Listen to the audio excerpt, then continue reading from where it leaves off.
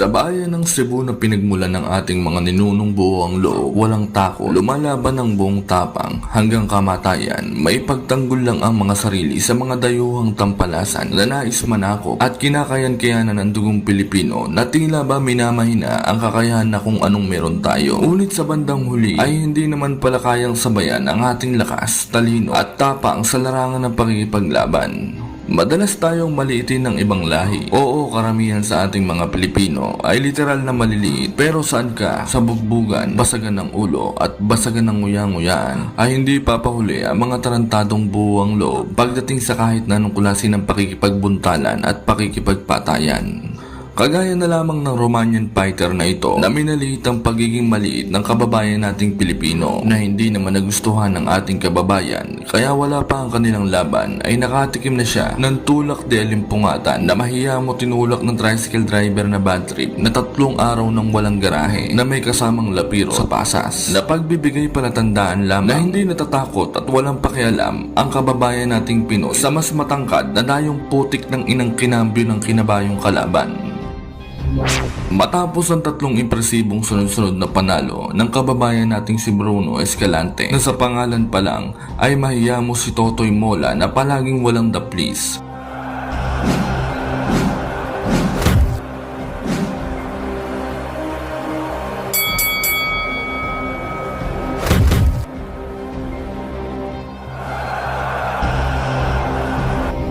Halos 5 buwan lamang ang nakakalipas ay tinapat na agad ito sa isang undefeated Romanian upcoming prospect na si Alexandru Marin. Hindi biro ang pinagdaanan nitong Romanian fighter na ito mga kaibigan dahil sa malawak na karanasan nito sa kanyang amateur career na 124 na laban ay 12 lamang ang naging talo nito. Kaya naman pagtungtong niya sa kanyang professional career sa boxing ay tila naging sisiw lamang ang lahat ng kanyang mga nakalaban. Subalit noong ika-8 ng Setyembre taong 2018, masusubok ang kanyang mga pinagdaanan sa dugong maharlikang mandirigma na si Bruno Escalante na ikasa ang kanilang laban sa Forum Inglewood, California, USA para sa isang 10 rounds bout. Paglalabanan nila dito ang bakanting IBF Super Flyweight Intercontinental title sa timbang na 115 pulgada. Si Alexandru Marin ay may kartada noong impresibong 16 na panalo. 11 ay tinapos sa pamamagitan ng knockout at wala ni isang bahid ng pagkatalo. Kontra naman sa Cebuanong Pinoy na may 17 panalo. 7 ay tinapos sa pamamagitan ng knockout at may 3 talo lamang. Bagamat may mas malawak na karanasan noong amateur record at undefeated na kartada ang Romanian fighter sa kanyang professional boxing career, ay hindi rin naman papadaig ang ating pambato dahil kung ating sisilipin ng mga nakalaban ng 2 fighter na ito sa kanilang resume sa professional career ay hamak na mas lamang ang Pinoy fighter pagdating sa quality of position na sa mas madaling salita ay mas magaganda ang kartada ng nakalaban ng ating kababayan at mas mabibigat ang pangalan kumpara sa mga tinalo ng Romanian fighter. Sa laban na ito, hindi lamang titulo ang kanilang paglalabanan, bagkus ay pati na rin ang dignidad ng bawat isa, lalo na ang Romanian fighter. Kung madadala ba nito ang kanyang kayabangan sa pangiinsulto sa hit ng ating kababayan. At sa Pinoy naman, upang mapatunayan ang kasabihang walang malaking nakakapuwit, nakakapuwing. Round 1, naging agresibo ang Romanian fighter, samantalang si Bruno ay tamang abang lang ng pagkakataon upang makapagsagawa ng magandang counter at pasundot-sundot lamang ng mga jab na mahiya mo nagsasawsaw suka, mahuli taya. That's the end of... Sinubukan namang sumugod ni Bruno sa Romanian fighter, ngunit talagang mahaba ang edits, istigalamay ng kalaban, kaya hirap itong makadistansya ng maganda. Bounces in the ring so quick, but you're right. Some of the punches have not been effective just yet. Oh, that was a pretty good one. Sure about that. I think it might have been Marin's. He was the one sort of pointing to it. Maybe he was just being... Sa round 3, inakalabaw na ni Marin ang Pinoy fighter. Dinadarag niya ito at sunod-sunod ang pag-atake at talagang hindi nilulubayan na mahiya mo kabit na nilalapanggan ng tunay na asawa nang hindi niya alam ay mas matapang pa sa kanya ang kabit at talaga namang palaban. Starting to really open up and affecting Bruno Escalante, and he's doing it out of the southpaw stance. Pressure of Sean Porter. You see Marin now crouching down on the inside, digging to the body. That might be the way to really open. Keep in mind, Escalante in 21 fights has only scored 7 stoppages, so he's not really that much of a puncher. You see how low he got down when They'll talk about this in the gym. When you're going to be a taller fighter getting inside, they always say make...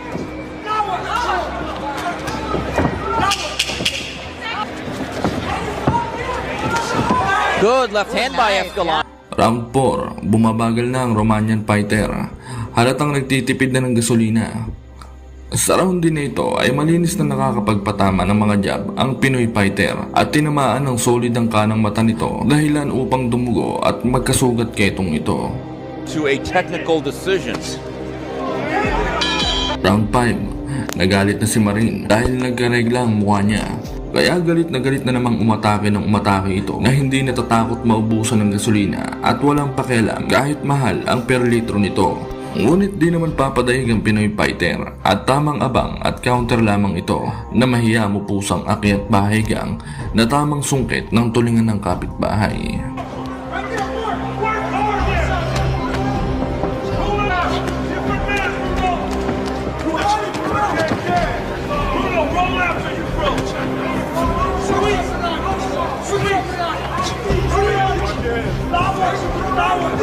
action in Yeah. the 5th round. Escalante seems a little bit more willing to trade inside the pocket. At least in the second half of the round. I thought he was soundly outworked over the first half of the round. This particular frame. Yeah, I think this round 5. Round 6. Sa kabila ng mga atake ni Marin ay makikitang parang walang galos ang pagmamukha nitong si Bruno Escalante, mga kaibigan. Malakas si Mero ang mukha nito. Makunat pa sa makunat na mahiya mo may kalasag na singkunat ng fish cracker na hindi pinansin sa lamay. Another one bouncing up.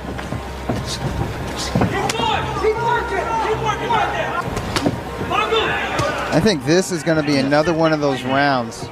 Like This though, I do think Marin has landed the majority of hard, heavy, clean shots in this round. when he lets his hands go. I But just- he's let his hands go in spot, Steve. And But- when he's not letting his hands go, he's being outboxed by Escalante. But I have to be honest, I wish Escalante would punch a little bit more. Right. There's too many dead spots for him offensively. I agree.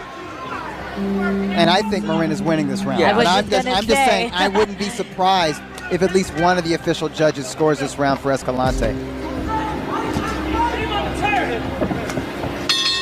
Sa unang bahagi ng round 7, naramdaman ng Pinoy boxer na nauubusan na ng gasolina ang Romanian fighter. Kaya naman, hindi na ito nag-atubili at siya naman ang umatake ng umatake. Natamaan naman ng solid na left hook ang Romanian fighter at napangiti na lamang ito. Siguro sa isip-isip nito, hindi pala basta-basta ang kanyang minaliit na Pinoy.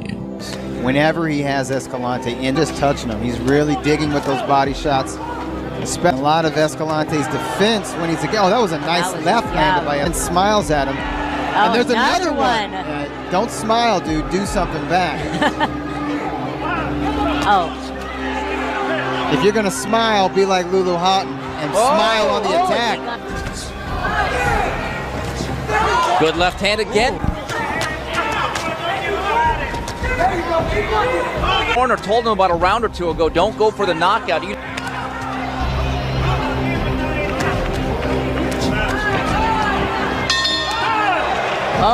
Round 8, papula na ng papula ang regla ng negra sa mukha ni Marin na mahiya mo sinuksokan lang ng pangsuson kaya nagkalat.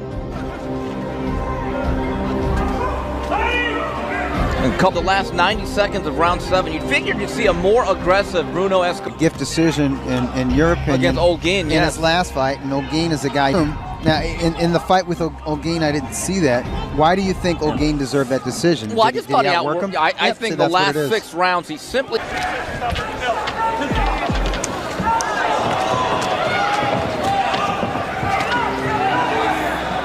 Round 9, sabayan ng dalawa, matirang matibay. had his moments 2 rounds ago.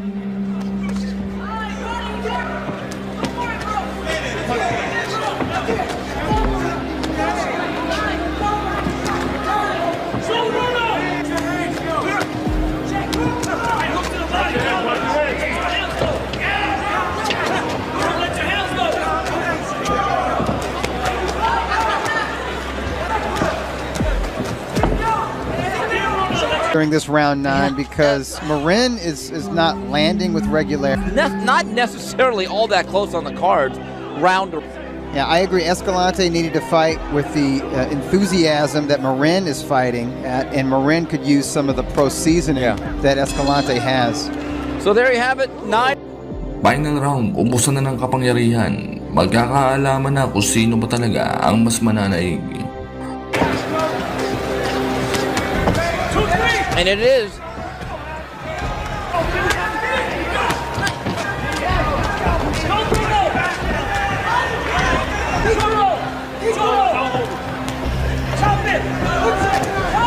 Coming into the last minute of this bout, and Doug, I think this is the classic example of why you shouldn't judge a fight by blood. Exactly. Yeah. Yeah, the man whose face is clean has been soundly outworked, and I believe is lyrics. He needs to go into overdrive. He has less than 40 seconds.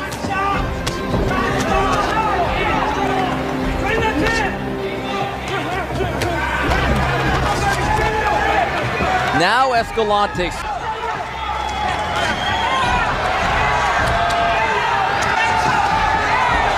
Escalante now coming on. Marin trying to fight back. Final seconds of what's been. Well, it's a slip. It's a slip, and well, Well, at least they got the crowd going. Yeah, exactly. It gave the crowd a jolt. Nauwi sa split decision ang laban ng dalawang ito mga kaibigan at panalo ang ganador ng Romanya. Ngunit gayon pa man ay kitang kita na mas bugbog ang pagmumukha ng Romanian fighter at marahil sa laban na ito ay may aral siyang natutunan sa pangmamaliit sa Pinoy na maliit ngunit ganador ang lakas ng suntok. Marahil kung pagbabasihan mo lamang ang senaryong ito ay masasabi mong sobrang arogante at bastos ang boksingerong ito. Ngunit sa likod na pahina ng laban na ito ay kakibat nito ang isang ngiti ng tagumpay kontra sa hindi patas, manipulado at hindi makatarungang klase ng pakikipaglaban.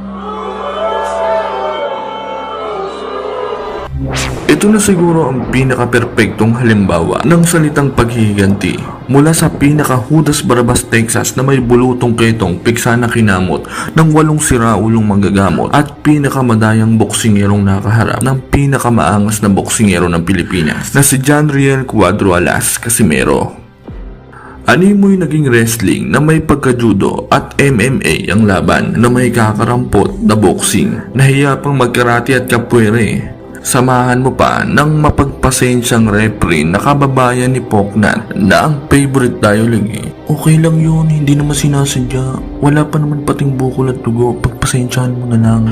Mapapaputik ng inang kinambyo ng kinabayo ko na lang nang wala sa oras Hindi naman sa binabalasubas natin to si Amnat Poknat, pero parang ang sarap lang kasi niyang pakuluan sa kumukulong red doors na may halong lambanog Anyway, sa video natin ngayon mga kaibigan, ating masasaksihan kung paanong hinarap at dinayo ng buong tapang ni Casimero ang madayang Thai boxer na ito sa mismong baluarte nito at kung paanong ginulpe ni Casimero ng gulpe de hallucination ang madayang Thai boxer. Pero bago ang lahat, appetizer muna tayo mga kaibigan.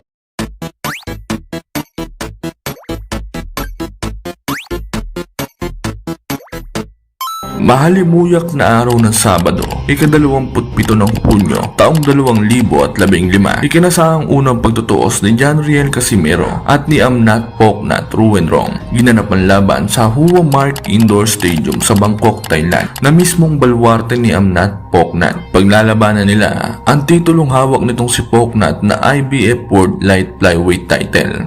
May kartada noong undefeated itong si Amnat. 16 na panalo at 5 ay tinapos sa pamamagitan ng wrestling, AST knockdown at walang bahid ng talo. Samantalang si Casimero naman ay may 21 panalo, 13 ay tinapos sa pamamagitan ng knockout at 3 lamang ang talo. Sa kanilang weigh-in naman, mahahalata mong may masamang balak talaga ang madayan Thai boxer dahil tamang poker face lang ito sa picture at animoy matinong tao na hindi gagawa ng mabuti at nakadilaw pa na short, tinerno pa sa buhok at ngipin. Buwisit na yan, isang dilawan na naman ang namataan. Pakisumbong nga to kay Atty. Gadon. Mga bobo! Mga bobo! Umpisa pa lamang ng laban ay mapapasabi ka na lang agad ng smell something fishy. Kung titignan kasi natin mga kaibigan, mukha kasing mag-ama itong si Amnat Poknat at itong referee. Pareho kasi ng hairstyle na parang inahit na burnek ng kalabaw. Pagpasok pa lang ng round 1, nakatama na ng solid si Casimero at halatang nahilo si Poknat, kaya dumiskarte ito at ningudngod si Casimero sa sahig ng lona sa pamamagitan ng pagwasiwas na takedown. At sumimple pa ito ng panunuhod na kitang-kita naman sa kamera at ng referee. เรดเป็นอดีตแชมป์โลก 108 ปอนด์นะครับ IBF แล้วก็เป็นแชมป์โลกเฉพาะการด้วยครับ108 2 ครั้งเป็นการแพ้ที่แอฟริกาใต้แล้วก็แพ้ที่เม็กซิโก Pinuna naman ito ng referee, siguro upang kahit papaano ay hindi naman mahalata ng mga manonood na manipulado ang laban na ito. Samantala, tuloy pa rin itong si Poknat sa pagbalibag at pagwasiwas kay Casimero na kung tutuusin ay kabawsan na dapat sa puntos nitong si Poknat dahil may warning na nga ito, pero wala home court advantage tong si Bayag Miski nga ang simpleng pag-breakout sa pangyayakap nitong si Poknat ay hindi agad magawa nitong referee. Pagsapit naman ng round 2, nakascore ng knockdown itong si Amnat. Tamang abang kasi diskarte nito Tinamaan si Casimero ng right counter punch ni Poknat. Ngunit mahahalata mong baliwala lang ito sa makapal at makunat na mukha ni Casimero. Tinawanan lamang ito nito.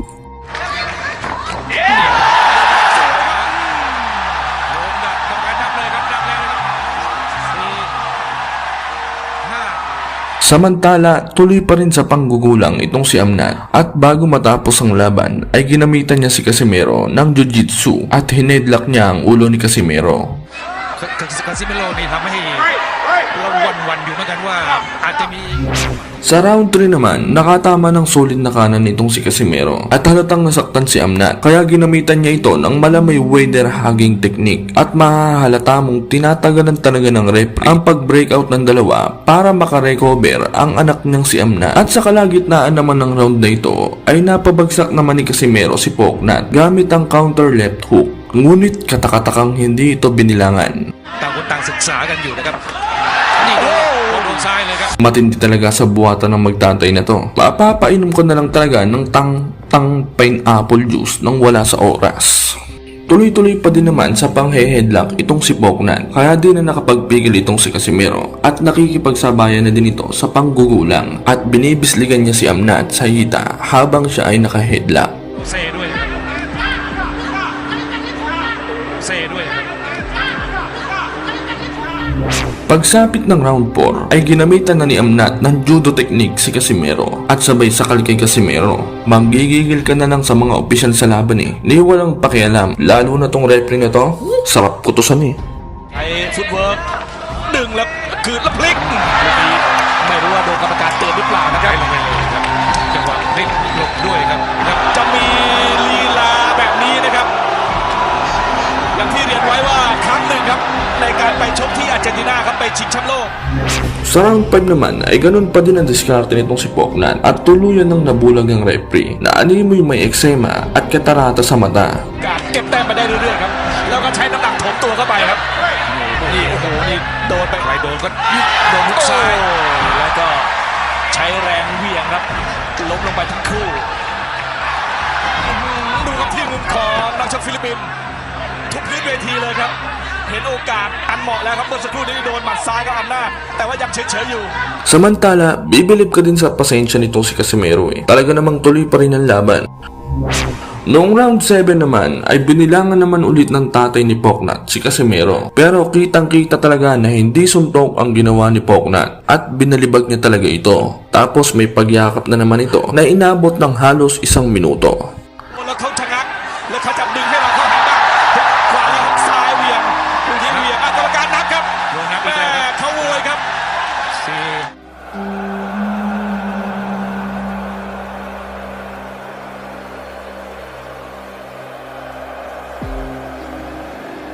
Sabay rabbit punch o pagsuntok sa bunbunan na mariing pinagbabawal sa boxing. Ngunit ang di niya alam ay naka-blade mail itong si Casimero at nakatang build ang mukha nito.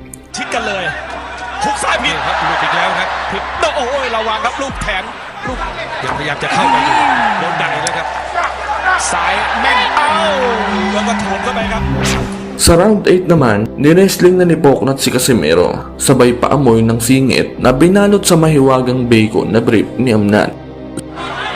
ล็อกแล้วต้องปล่อยจังหวะปล่อย ถ้าใจดีอย่างนี้เราชอบครับไม่แล้วปล่อยให้ต่อยครับ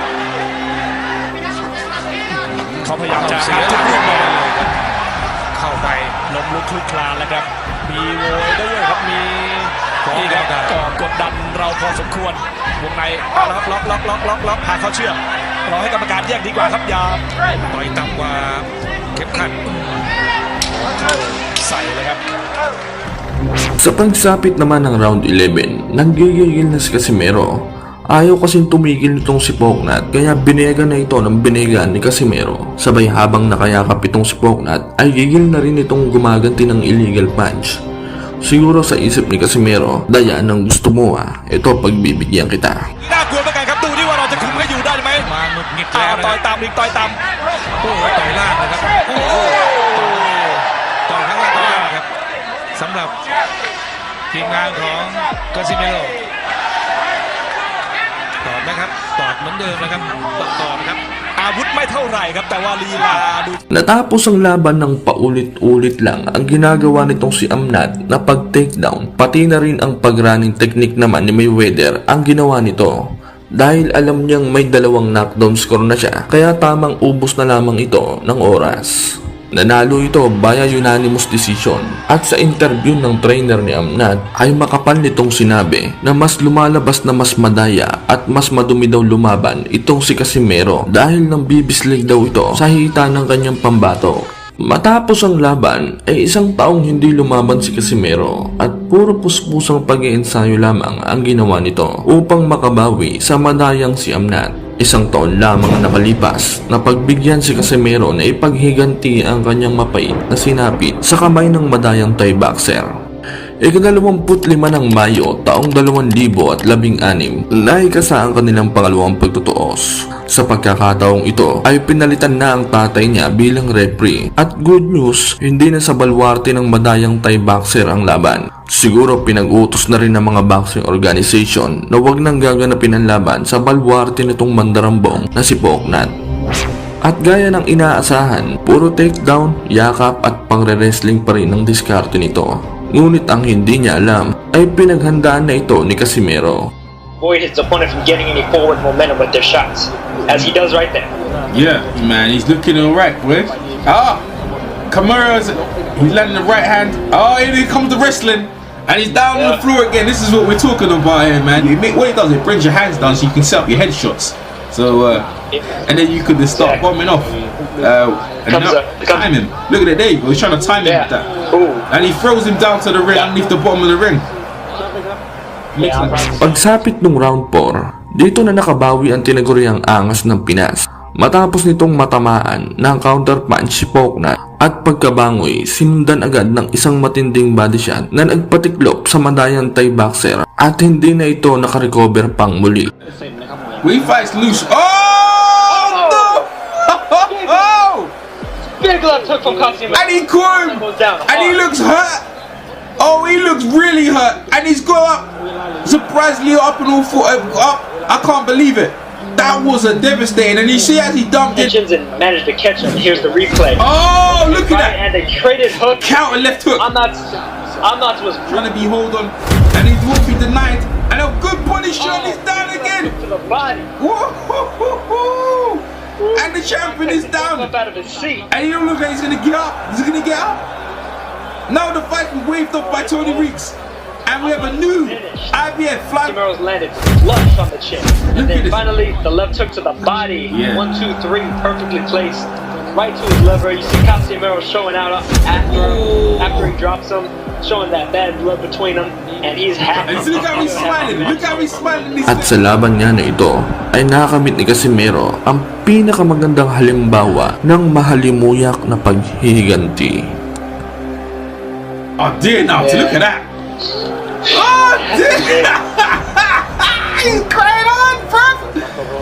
Oh dear.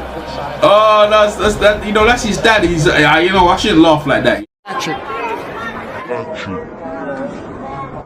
2 taon na ang nakakaraan nang huling mapasabak ang tubong Mandaue City, Cebu, ang tinaguriang No Mercy ng Pilipinas sa lightweight division na si Mercito Moya Gesta kontra sa Amerikanong si Carlos Morales, na kung saan tabla ang naging hatol ng mga hurado sa laban. This is a technical decision majority draw.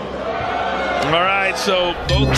Magkakaroon sana ang ating kababayan ng mga kasunod pang malalaking laban dahil sa ganda ng ipinakita nito. Ngunit dahil nga sa pesting corned beef 19 at mga alert level shit ay no-dlot ang lahat ng mga ito at naglaho. Ngunit ganun pa man ay hindi sinayang ng ating pambato ang mga panahong lumipas. Bagkus, ito ay puspusan palalong nag-training upang hindi mangalawang ang kanyang galawan sa ibabaw ng lona. Nang sa gayon, kung sakali mang siya ay makabingwit ulit ng panibagong laban at magkabigla ay handang-handa ang kanyang katawang lupa sa kahit na anong uri ng pakikipagbuntalan at pakikipagpatayan.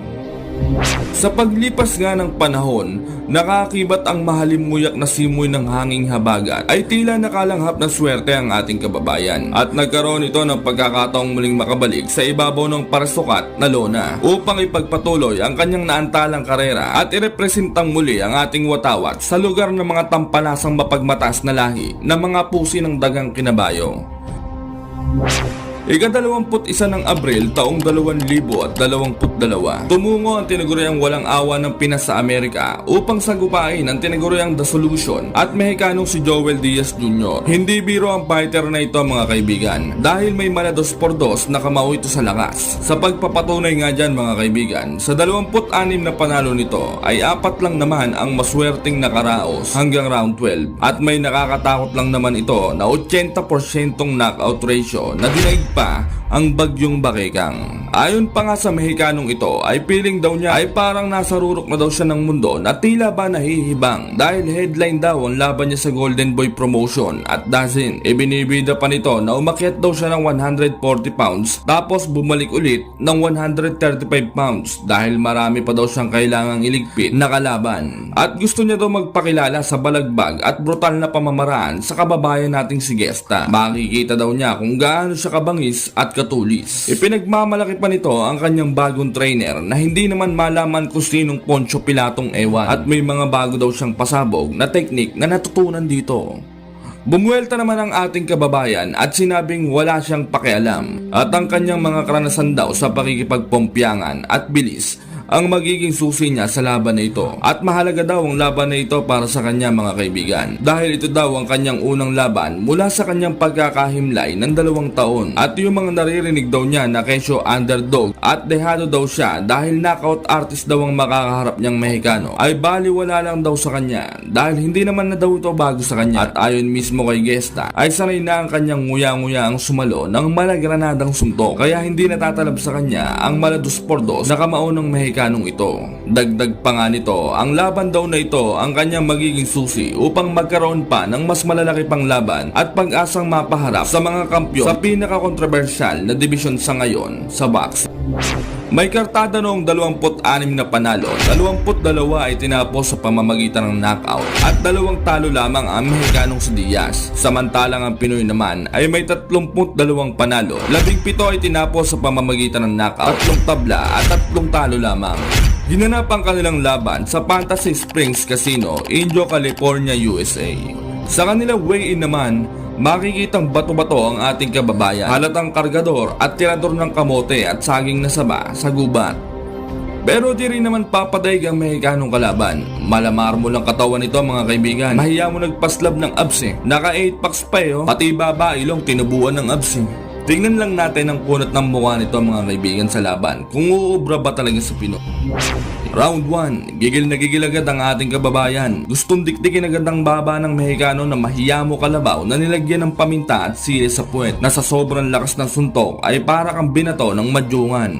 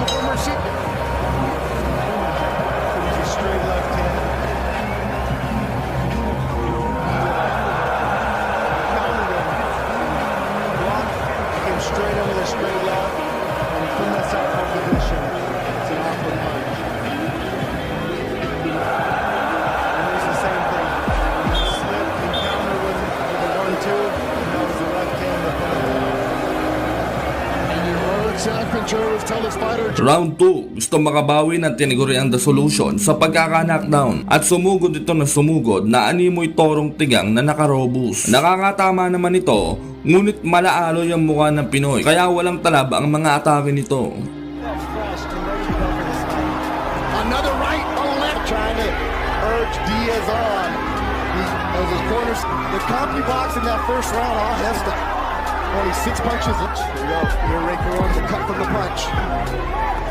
He's throwing as many punches this round he's did last round.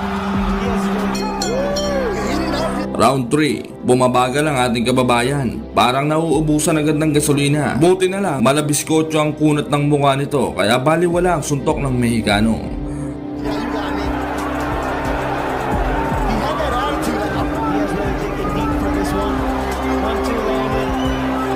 That's his gloves are getting hit. The head and to the body. That way we can see these legs walk away. He's really starting to land more like he is right now. On Thursday nights, why not? This is fun. Diaz been down in the first. He's in white.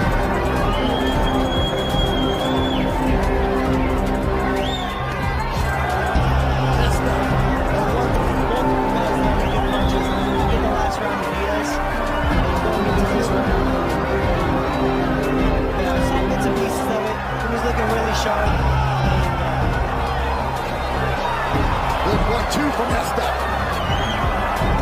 Again from Hesta. Moving, and Diaz is trying to get closer to him. That way his punches come back. Round 5, inapakan ang paa ng ating kababayan. Buti na lamang makapalang kalyo nito at nakapanik agad ito patras at naiwasan ang tirada ng Mexicanong palong-palo. He was stopped by Juan Antonio Rodriguez at the Avalon Theater in the ninth body heel COVID hit. So over 2 years without being in the ring. Ship Theater South, that's the San Diego spot.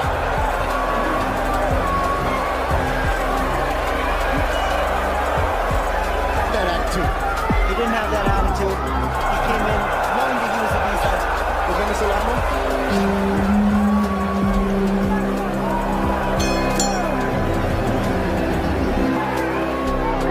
Juan Diaz Jr. on the right.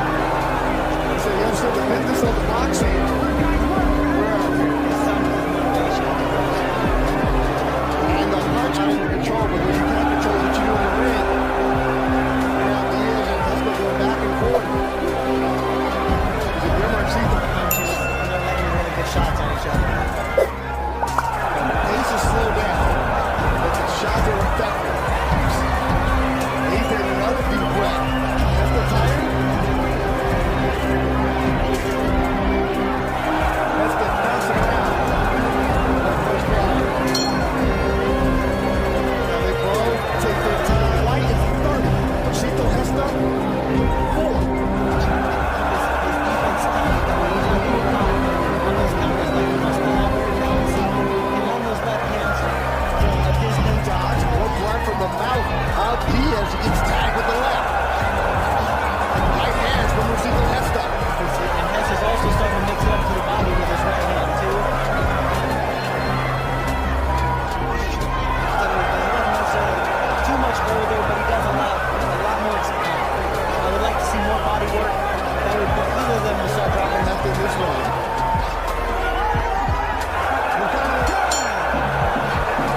Advice from his corner, Sam Contreras. As we head to the 8th round, you like that? I'd probably give him Diaz 1 or 2 rounds, but he's definitely making this a fight. He's just, you can see the punches are taking a toll on him more than. And Mercito Hesta coming out strong. 1-2 for Diaz. Should take a deep breath. So definitely throw a lot of punches in the hands. If it hasn't already, so they want him to go out there. He's been stopped. Will we go all 10 in this round? And off of the rope, he's back against him. Lands a right there, Hesta. Right now, what a fight. We go to the 9th round. Mercito Hesta. Joel Diaz's corner telling him again, let your hands go. It's Mercito Hesta who comes out with the 1-2. warming up. And you can see that just kept his gloves down the last few rounds. So is that same as though with the deep breath a minute to go in the round? Fifth round, winding down. Joel deep. Final round. Maingat na ang ating kababayan at mukhang sinasaid na lang ang kanyang gasolina. Di na ito masyadong sumusuntok at inihintay na lang ang desisyon ng mga hurado. Crowd making some noise. So it's going to be up to his last round. Halfway through the 10th and final round.